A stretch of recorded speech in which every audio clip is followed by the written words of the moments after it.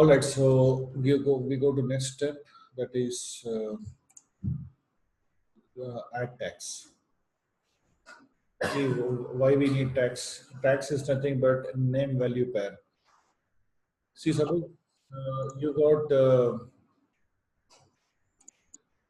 suppose you got 50 to 60 instances running here, and how you recognized the instance, which instance running what kind of service. You are getting lot of confusion.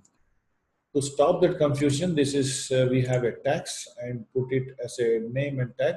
Automatically it will tag like this, and you can recognize your server very easily.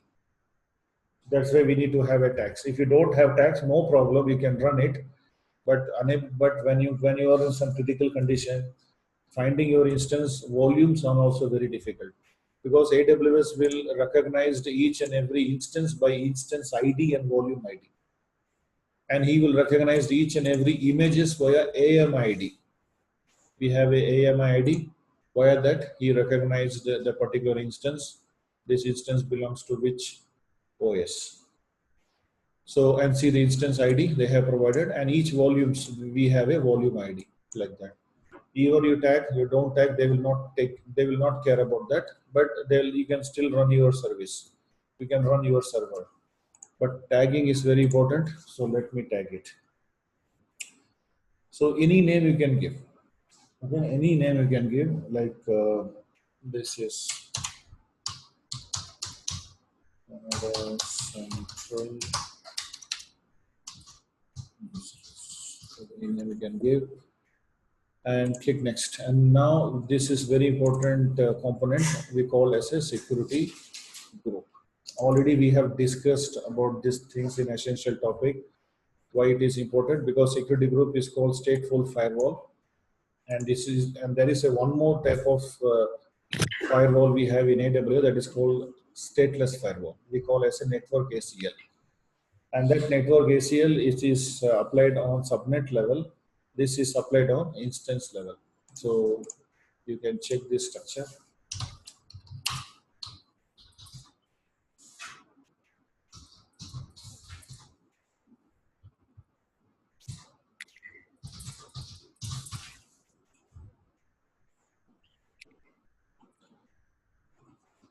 When you see this structure, it is pretty straightforward. Okay, pretty straightforward. Here we have instance. Above instance, what we have? Security group. Above security group, what we have? Network ACL. Above network ACL, there is a route table to internet gateway, or maybe virtual private gateway. So you can see now security groups applied on instance level, and security groups does not have DENY rules. He will not DENY the traffic. DENY means keeping the traffic you cannot block. And network ACL will block the traffic because it have allow and DENY options. So one subnet means how many network ACL? One. But if you have 50 instance, means you can have 50 security groups. That also okay. You can have one security group, that also okay. See, in this diagram, they're coming to say one security group is shared by two machines. And they're coming to say each instance have a separate security group. And in AWS, per instance can be part of a maximum 5 security groups, not more than 5. If instance are not part of any security group, same as VPC, AWS will not allow to run that machine. You can see here, this is running, correct? And yeah, this machine. So I'm going to here change security groups. So if I have only 3 security groups, and see now. What is telling you need to select it at least 1 security groups. Otherwise, you are not allowed to run a machine. So that is how. So at least you need to select, but you have selected wrong security group, then they will be blocking you. Not here. Maybe this is correct. Suppose if I'm going to select Linux, that is Windows operating system. So Linux, and when you're trying to connect, this is the error. This is the warning you get, because I have not opened port number 3389 for that particular machine. This is a error. This is a warning because Linux runs on SSH port number 22 and Windows need RDP 3389. So that is the problem here. And so I selected proper security groups, and now you will not get those errors. And one more thing you have to understand here, that instance can be part of at least 5 security groups, not more than 5. You have 10 security group means instance cannot be part of 10. See, that's why. So here you can see in security groups they have two things: inbound and outbound. In network ACL also inbound outbound. This is called stateful firewall. Network ACL is called stateless firewall. And security groups can block inbound. His general thing is when you work with security groups, he block inbound rule, but he never block outbound rule. Inbound is blocking, but he is not blocking outbound. And who is inbound and who is outbound here? Who is inbound? Outside to inside. So that is should be blocked. Or outbound means you are sending traffic to others. So here same thing. Here it is blocking inbound, but he never block outbound. You can see.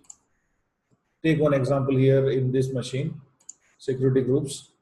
This is Windows. You can see inbound he is allowing RDP 3389, but outbound he is allowing all traffic. Okay, all traffic means what? 0 to 65,535 ports you can send. But you can put it yourself a restriction that only this traffic should send. That traffic is not. You can add rules, deleting this, add rules, and you can yourself select which protocol you want to send as a outbound. But no one will do this because generally everyone wants to send all traffic to outside, but inbound traffic should filter. So here your security groups is blocking inbound traffic, but if you want to add more traffic also, no problem. You can have like LDAP, you can have like HTTPS, all those things, and this traffic will be allowed inside your machine. Okay, and just remember, AWS has given frequently used protocols here. Correct? Some protocols we have today, we have 0 to 65,535 ports. Inside that 1024 ports are active. So what happen other ports? Suppose you want to add ICMP traffic, you want to add FTP, TFTP, that port is not available. Then you have to go for what? Custom TCP rule, and then you need to manually type the port number. So here you can type port number like this also, okay. So in between 22 to 80, so he will allow. You can give you can give general direct port numbers, or you can give 127 like that. It will accept, and you can have TCP or UDP based ports also accepted. So same as this, he is asking. This is Linux machine. That is why he is opening SSH on TCP port number 22. You want to add more rules? Add it more rules. And just remember, giving this option, this source ID 0.0, it's not safe because they're telling 0.0 means it will allow all user, all subnets, all networks. So changing this is better. But time being, you can keep it. Okay, all right. So that is how security groups and what AWS tells you. Keep security groups small. Then only it is good for you to find which security group belongs to which instance. Okay, let me create a new one. So this is Linux security groups and review. That's how this is a last step to review. What are the, suppose you have done any unwanted changes, you want to do any changes, review it and do it and launch it. And this is another kind of security process we call as a cryptography, which contains of 2 keys. public key and private key. The private key will be downloaded in your machine like this, and it is locked by industry standard protocol algorithm RSA, and this is encrypted one. And this is PEM file. We call it as a PEM file. But there is a one more copy of this same file we have with AWS. We call it as a public key. So this process is called asymmetric key. So this means two keys are shared. When you run your machine, correct? So this public key and private key should match. AWS will ask you where is your private key. If anyone modified this private key, then they will be rejecting that instance. Okay, so instance public key and private key should match. So I have already created many keys for this region. So I'm going to select it and I'm going to, otherwise I can create a new key pair. So that will be, I don't like to have more. Okay, otherwise we can have new key pair. So that new key pair will be downloaded in this machine. But tomorrow, if I'm going to launch, I'm going to log in AWS account in any other machine, the same keys he will be asking me again. So I don't want to do that. So I'm going to use RDS MySQL, and which is already downloaded here in my machine. Okay, so we have instances, and that's all. So your instance is ready. Okay, so this is the 7 steps you need to follow it in graphical mode of launching the instance, and here I don't want. For example, I told you. So this is your say anytime you can change your tag,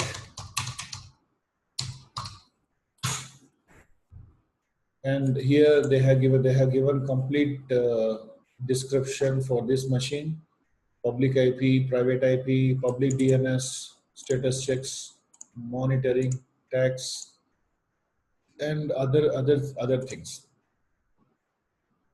So let I launch Windows Server.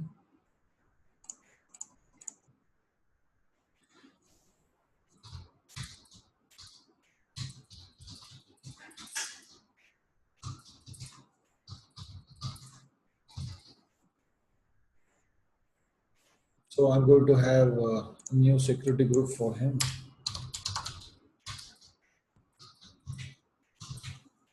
So I'm just opening RDP338 port number, and I can have keys or not availability zone specific, is a region specific.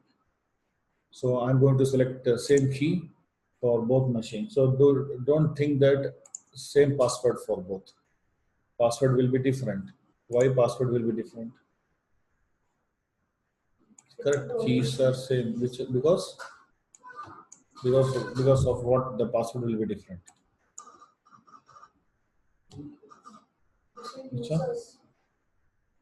Different users. So you coming to say that if I'm going to run, if I'm going to run another same versions of operating system.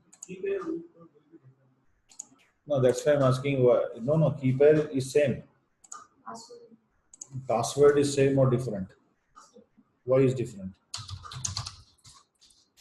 So this also one Windows Server 2012, but is second version. That's a question. That's correct. So the public IP is changing. So that is why it will give you another new password. Same key, password is same key. See, I'm using all same keys because the public IP is changing.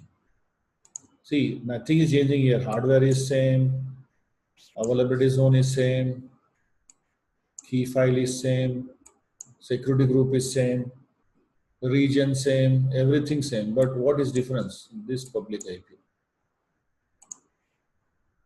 So now what the same key file will be giving you two different passwords for those machines. Okay. So that's how you launch instance in are in our EC2 management console. So that's the thing here. Launching instance. Let's see next one. How you access these instances from your machine. See, this is Linux, and both those two machines are Windows. In order to access this machine, so here we have a few instructions AWS provides you. They're recommending you to connect via PuTTY.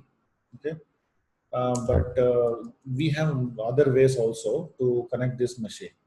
What are the other ways? I'll show you now. The first is I'm using this application like mobile XTerm and all. So you can use this one to connect. Okay, so just go to sessions, SSH, and there is a public IP associated with that instance. So paste it. Default username for this instances is EC2-user. This is for AMI Linux, so Red Hat. For that machines, EC2-user is a default one. If you go for Ubuntu, CentOS, the username is same as that OS name. If you use CentOS, you type CentOS. If you are running Ubuntu, type Ubuntu, it will be working for you. Don't type EC2-user on that instance type, it will not work. So now he is asking you where is the private key. And just remember, keep this key very much carefully. If you lost this key or someone modified, definitely you're not able to access your machine. And next, just remember, in AWS, there is no passwords for Linux. There is a password for Windows. So the key file will be decrypted and converted as a password. But for AMI Linux, for Linux machine, there is no password, only key file. See, I'm going to open it, click OK. So did I give any password? No. So the AWS will authenticate that public key and it's opening is allowing you to access the machine. So now sudo super user, and see there is no password for root also. Directly coming as one. Very simple to access it. This is method number one. But AWS recommends you to connect via PuTTY. Okay. So there we have PuTTY, and this PuTTY will have some problems. So he will never understand PEM file. So we need to convert that to PPK file. See, directly if you attach as a PEM file, you know what will happen. So go back and copy this public IP. Paste it, go to SSH. Here we have authentication. Go to downloads. This is the PEM file. So click OK. And now you can see there is a error is coming. Okay, so now if you try to type user, it will show you this error and it will not support authentication method. So you need to convert that to PPK file. So that is the problem with him. So to convert that one, you should have a PuTTY keygen. That is a application. This is available free. You can download it from any site and go to your downloads. Where is the downloads? Here the file is. And just save as a private key. Save it wherever you want it.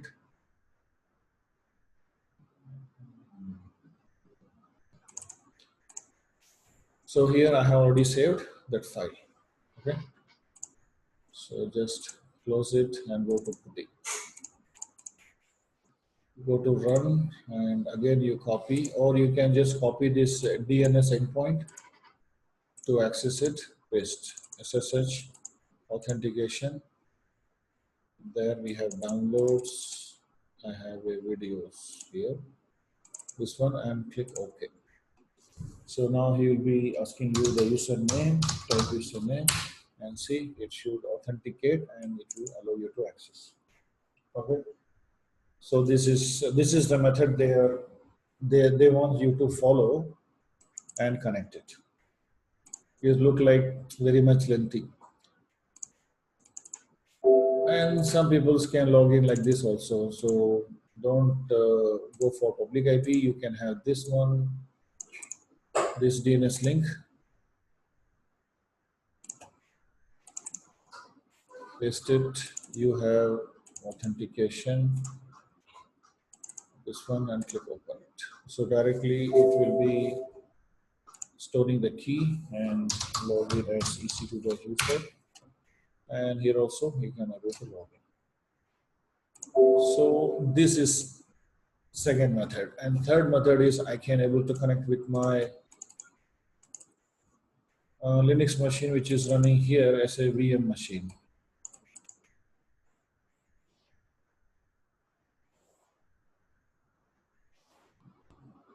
What in case if you want to have a password for Linux, it's not safe without password. Anyone can access. Who said if they have this key only they can access? If I don't have key, no one can access the machine. So the key should they should have key. See, someone wants to access my Linux machine or Windows machine. They must know the following things. They must know my username. They must know my public IP. And they should have the key, and my instance should be running in public subnet, and I should have internet gateway attached, and I should have proper security group. If I have, or if someone wants to access the machine illegally, if I have everything proper, he can take. If I'm running as a private subnet, I'm not attached internet gateway, I don't have proper security groups, then they cannot able to take. Okay, so that is we have.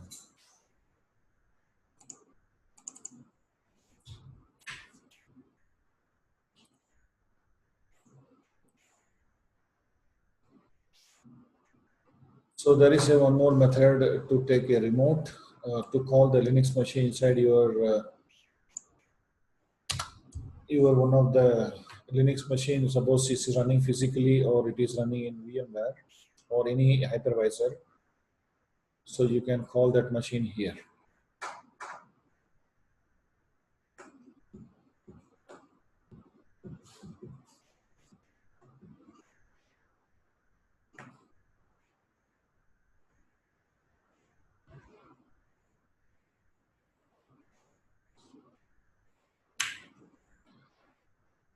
I can use Red Hat Enterprise Linux also to connect, but that one I can use other versions of Linux.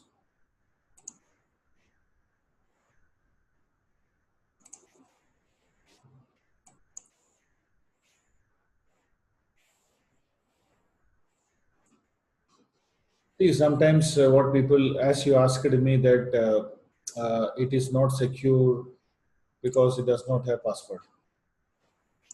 There is an option we have in Linux.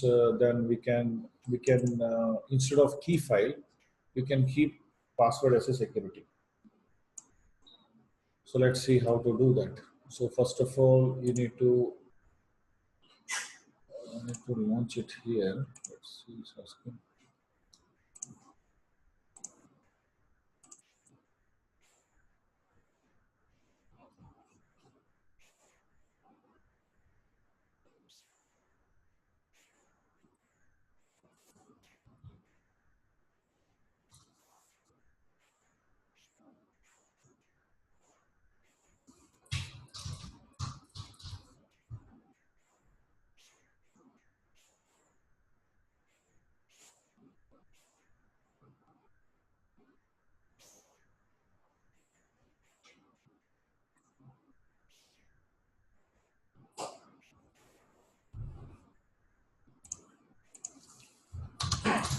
Suppose you feel that you need password instead of the key file.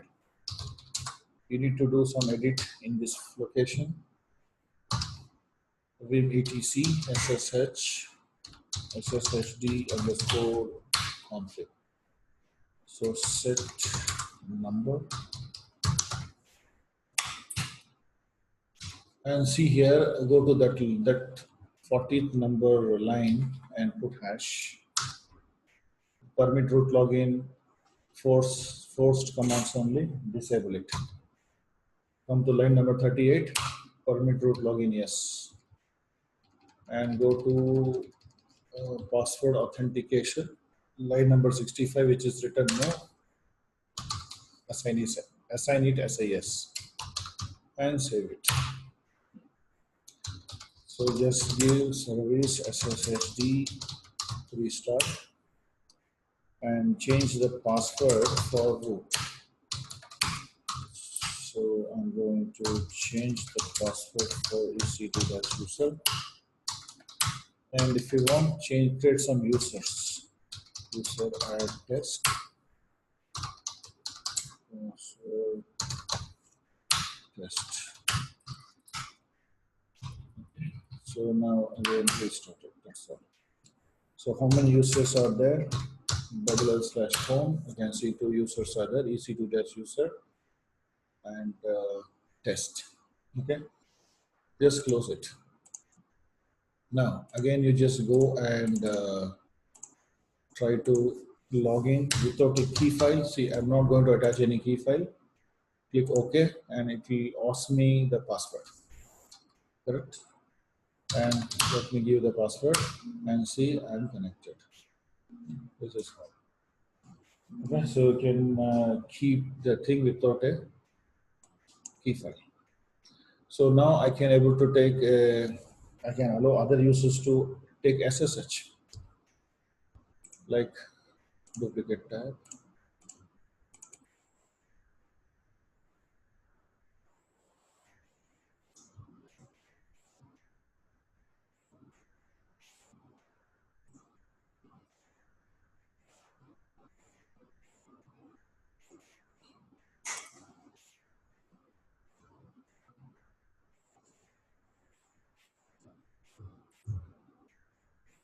See here itself we can take SSH of username test at the public IP.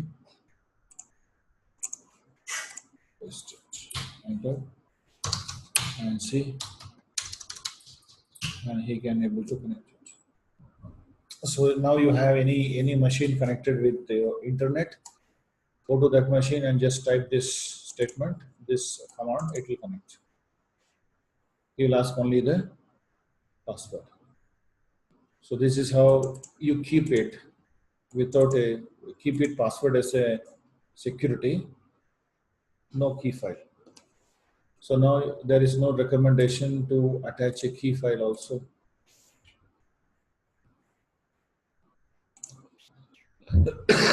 So if you want a key file back, just unchange those settings.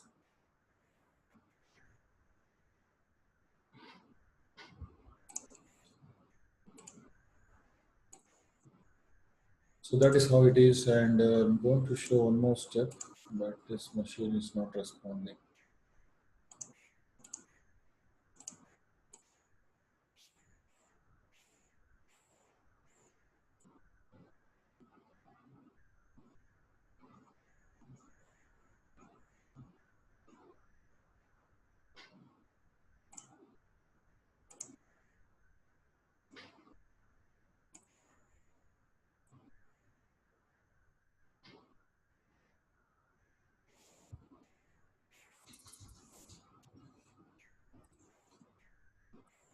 And but for Windows machine, there is no key file, there is a password. So that is something here, and decrypt it, and this is the password. So this password is so complicated, means you can change your own password by going as a administrator.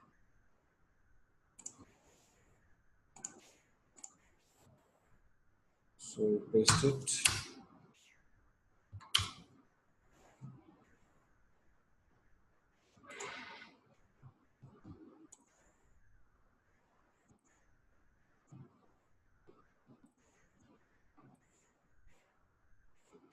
So And in order to access your machine, you should have proper security groups, and also you should have proper VPC connection. If you have any problem with your security groups, definitely it will not work. Suppose someone have stopped changed your instance. So now this is running on this public IP 48.139. So what is that? Yes, this one. So when I go to the security groups and I just try to add more traffic, like port number 80, 443, but I have removed RDP. What will happen? So this will not give you any access. Okay, and this will be stopping. You can see it will stop. So it is stopped and it is not allowing you to move an inch because the remote connection was disabled, got disconnected. Touch it again.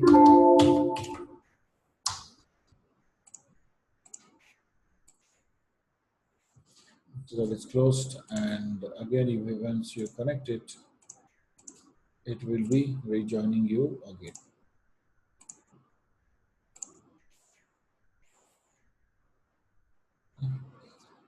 Suppose you have went to your VPC based on the structure.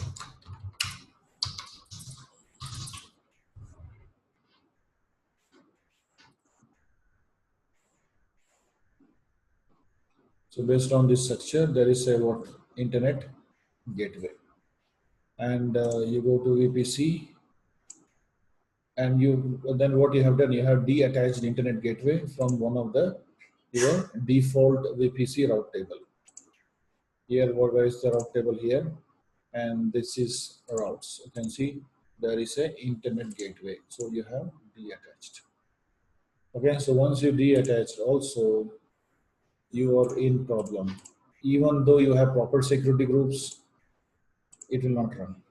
Okay, so because internet gateway holds the responsibility of doing net configuration for your region, and if no net configuration done, then there is no use of running this instance publicly. So now you can see it will be password. He will be keep on searching the public IP. You can see it will not run.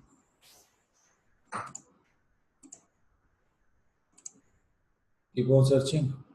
Why is keep on searching? Because I have de-attached the internet gateway. So internet gateway is a main component for every VPCs. Okay, so just add the root,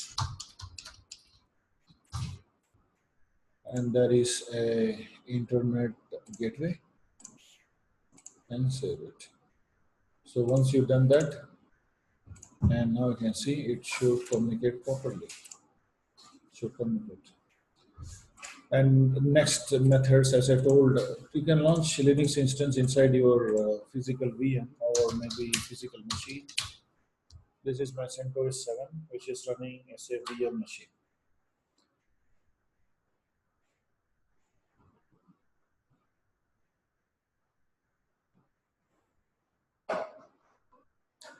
So this is, I have already copied the PEM file here, rdsmysql.pem. So directly you can communicate with that instance. Where is that here? So here you can see connect, and there you got the SSH point. Okay, so you can go there and paste it. You can see you can directly connect and see this will be communicating with you. This is how. Okay, so this look like a physical machine, and this is very easy to connect rather than going putty and other type of applications that gives us a lot of frustration also. So it's very easy to access, very easy to communicate. So AWS will provide you update.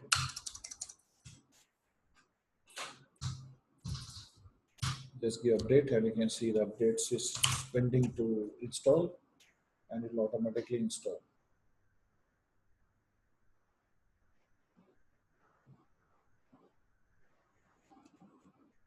So this is just like a physical machine is running, correct? But this is not a physical. This is taken as a remote of SSH port number 22.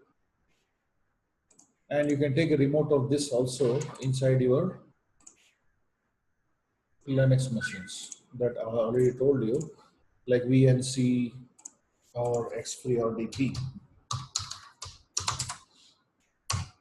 Click on you, administrator, and go back and copy this public IP and come here and paste it. There it install a certificate, security certificate, and this is asking the password.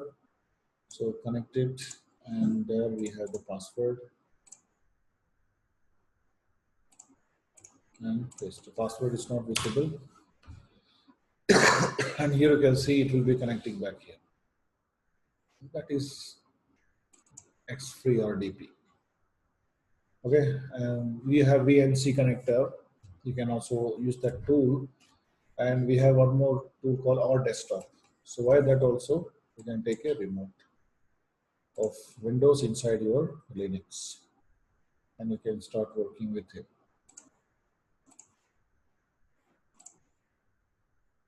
So this is how we access the machines, and we should keep your security groups and internet gateway, proper public IP, proper region, proper availability zones, instance type that we already know how much performance he gives us, and if you want to change, you can change it. So I hope up to this you understood. Okay. So I have started to, we have completed launching and accessing of instance, and how you this also understood how to protect your instance from getting accidental termination. So these three things we have discussed today. So next session on Monday, we discuss about how to protect boot volumes and how to attach, detach volumes, how to manage partitions, and then change instance type and other things. Okay. So these all things you will get everything practically here, same as this inside this console. That will give you direct idea about the particular service. Okay, so I hope you just install VMware and you have some desired operating system connected. That will give more flexibility rather than going PuTTY and other applications. So thank you. See you on Monday. Thanks.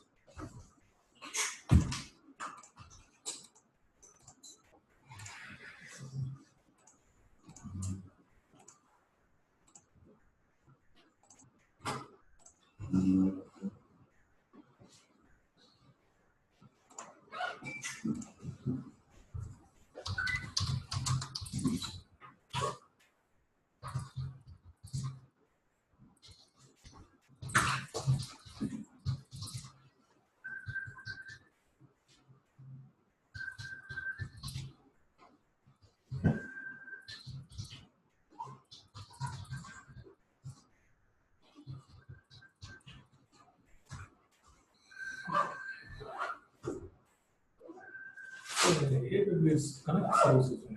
No. The call center based applications. AD connector or சொல்றீங்க AD connector என்னன்னா Cisco use பண்றாங்க IVR அவங்க இந்த AWS connect பத்தி கேக்குறாங்க. Okay அதுதான் call centre தான். Okay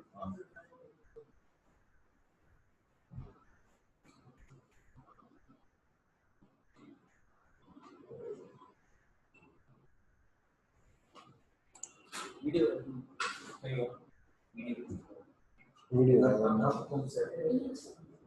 அது இப்பதான் கன்வெர்ட் ஆகும். நான் கூகுள் டிரைவ்ல அனுப்பிச்சிருந்தேன்.